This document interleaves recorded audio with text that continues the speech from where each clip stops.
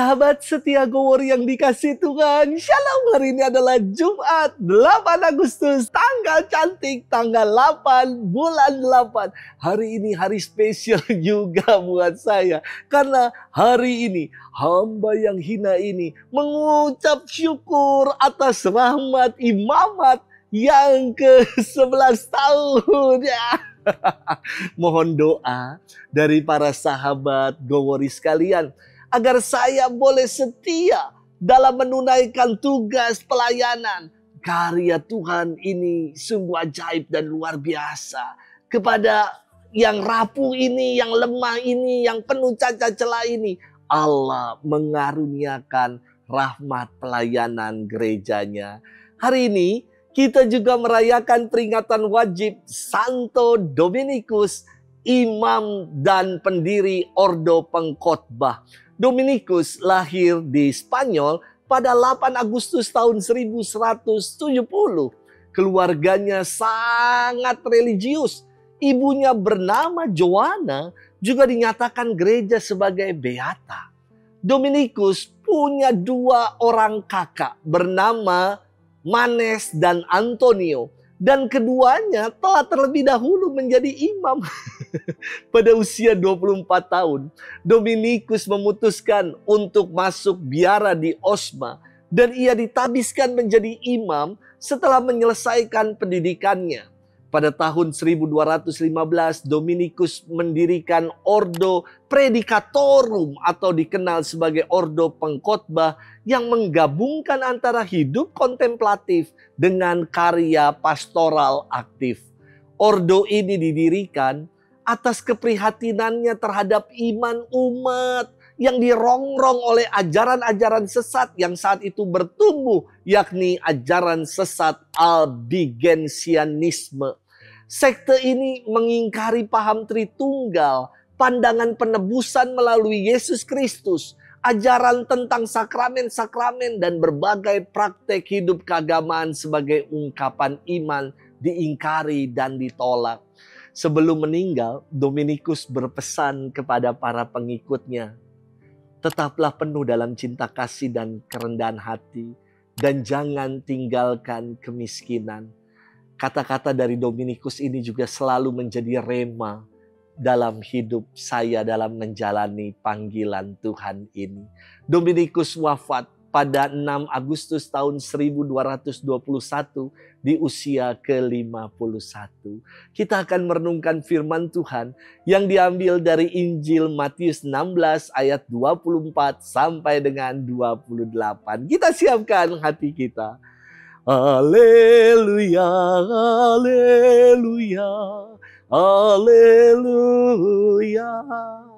Berbahagialah yang dikejar-kejar karena taat kepada Tuhan, sebab bagi merekalah kerajaan surga. Haleluya, haleluya, haleluya. Tuhan bersamamu dan bersama rohmu. Inilah Injil suci menurut Matius, dimuliakanlah Tuhan. Sekali peristiwa Yesus bersabda kepada murid-muridnya, setiap orang yang mau mengikut aku harus menyangkal diri, memikul salibnya dan mengikuti aku. Karena barang siapa mau menyelamatkan nyawanya akan kehilangan nyawanya. Tetapi barang siapa kehilangan nyawanya karena aku, ia akan memperolehnya. Apa gunanya bagi seseorang jika ia memperoleh seluruh dunia, tetapi kehilangan nyawanya? Apakah yang akan diberikannya sebagai ganti nyawanya? Sebab anak manusia akan datang dalam kemuliaan Bapanya, diiringi malaikat-malaikatnya. Pada waktu itu, ia akan membalas setiap orang setimpal dengan perbuatannya. Aku berkata kepadamu, sungguh, di antara orang yang hadir di sini, ada yang tidak akan mati sebelum mereka melihat Anak Manusia datang sebagai Raja dalam kerajaannya. Demikianlah sabda Tuhan. Terpujilah Kristus. Sahabat setia, Gowor yang dikasih Tuhan, shalom, salam sehat. Saya sungguh kagum, sungguh-sungguh kagum, salut atas dedikasi dan pelayanan dari umat Tuhan. Saya pernah menjumpai seorang bendahara gereja yang sakit demam berdarah. Namun laporan triwulan harus dikirimkan ke Keuskupan Agung Jakarta. Dan ketika saya berkunjung ke rumah sakit, bendahara ini dalam sakitnya sedang mengerjakan laporan di laptopnya. Sampai saya minta untuk udah laptopnya ditutup, istirahat, sakit. Nggak usah urusi laporan. Pernah juga hal ini terjadi pada seorang pelayan yang kakinya patah dan baru saja dioperasi. Pasti rasanya sakit sekali. Namun pelayan ini dengan kursi rodanya tetap membuat laporan di SAPA, di sistem aplikasi program karya pelayanan dan anggaran. Karena harus di-approve dan dilaporkan secara online ke Keuskupan Agung Jakarta. Wow, dedikasi yang ia buat. Saya merasa sungguh kagum sekali dengan para pelayan-pelayan yang seperti ini.